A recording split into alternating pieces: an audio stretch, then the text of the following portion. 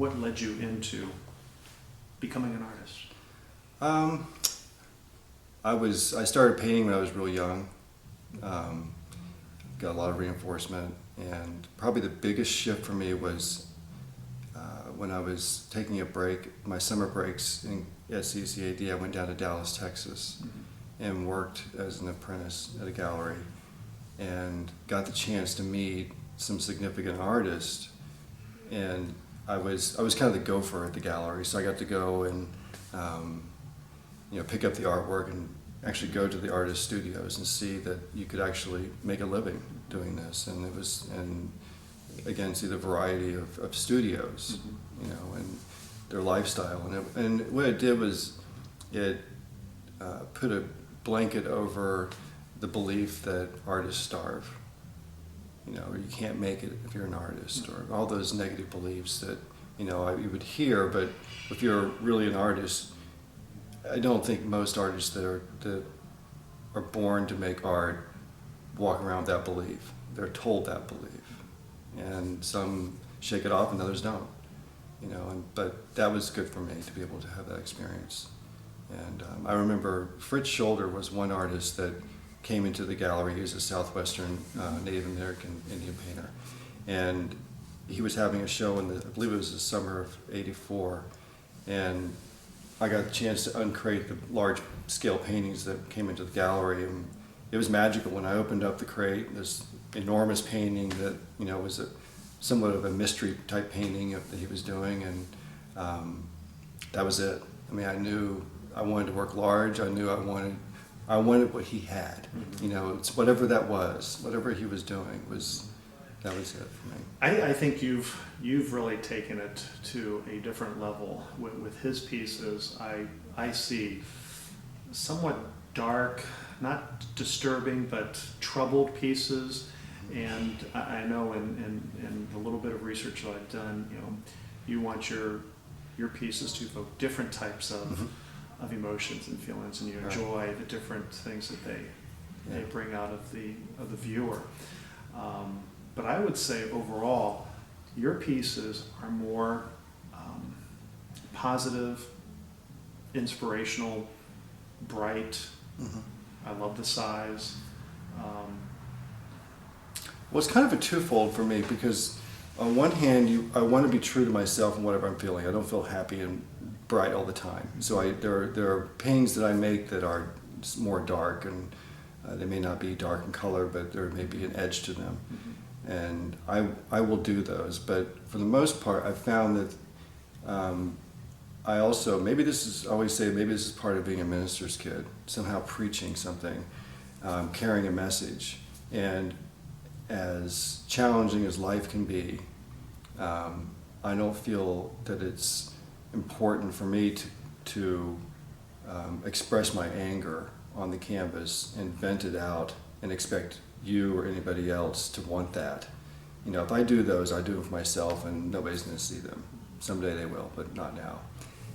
But for the bulk of my work, it is trying to express something positive, being optimistic, and challenge myself, because it really is kind of the harder path to no matter what I'm going through in life, to, even if I'm happy, even if I'm over the top happy, and life is great, and like it is right now, life is good right now, and to be able to not be afraid to express that, I think that's just as challenging as not wanting to show your fears in life.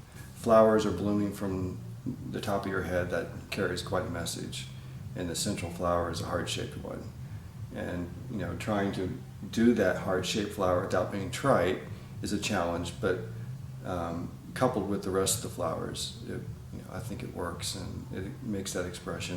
And I know it makes people feel good. Everyone who's seen it becomes excited and overjoyed, and wants to get closer to it and try to understand it. And that's part of my goal, is to have that response, and reaction from the audience is important to me. Others is not, but to me it's important. It's important to show my work and get it out there so people can experience it. I know another artist that inspired you, David Hockney. Yeah, that would be probably more when I was just out of college, you know, because out of college, I didn't have a computer or the internet and have access to other artists and information that I have today. So I'd go to the library. Always go to libraries and go to the 700 section where the art books are. And, you know, there was always 1 or 10 David Hockney books. And there was something about his, you know, boldness with the art world that encouraged me. And, you know, he was also in California, and that's a place I wanted to be. Mm-hmm. And so I would look at his work, and when I would go to major galleries, you know, you turn the corner and there would be a, you know, enormous painting on the wall, and I'd sit there for a long time and just look at it and try to figure it out. Mm-hmm. But yeah, he was a big influence for me too. Okay. Any other meanings with the different flowers or the colors that you picked for the engagement head? One thing that's significant with the flowers is the shapes of them. I tend to do, in all my paintings, I tend to do rounded shapes and not hard edged. So, I mean, there's a few that have, you know, the kind of daisy type flowers have a little point to them, but they're still soft. And no, it was more just coming up. When I come up with the flowers or any other object, they're all, to me, they're all fictitious, and they're just an expression of what I'm feeling. And I wanted to make sure that those were bold and you know, each one was a little different, because they all are coming from the ground, you know, the head. So, you know, they have to have a little bit of depth to them. And sometimes I'll do flowers where there are 2 types of flowers growing out of the same stem, which kind of takes it a little further. You know, it's one of those subtle visuals that you notice the second time you look at the painting.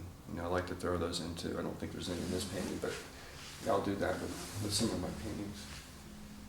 And the lips are, in this painting, deliberate. I wanted soft, real delicate lips instead of some of the larger ones that I'll do in some of the big heads, because I wanted it to be a little precious. You know, I wanted to have more of an angelic feel to it. So that's, the noses are always a little different. Usually they have a little sharp edge angle to them. But the big heads, for the most part, are about the expression. They're not trying to mirror anybody. They're not a portrait of myself. They're not, you know, there are none of those things. I don't think about any of that when I'm doing the work or I'm drawing it out. I just make the oval shape, and it's always a little different, and the expression, you know, takes a life of its own, and the colors as well. They'll bloom from within as I'm making the painting.